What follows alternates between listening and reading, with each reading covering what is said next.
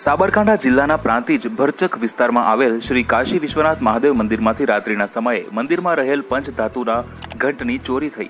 ચોરીની સમગ્ર ઘટના મંદિરમાં લાગેલ સીસીટીવી કેમેરામાં કેદ થઈ છે.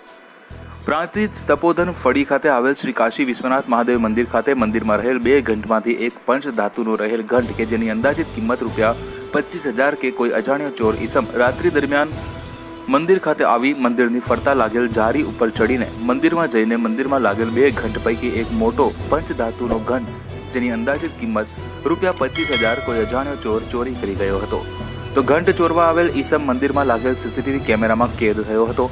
તો મંદિરમાં ઘંટ ચોરી કરવા આવેલ 45 થી 50 વર્ષની ઉંમરનો અને માથામાં સફેદ કલરના બાલ એક અજાણ્યો ઘંટ ચોર મંદિરમાં લાગેલ કેમેરામાં કેદ થયો.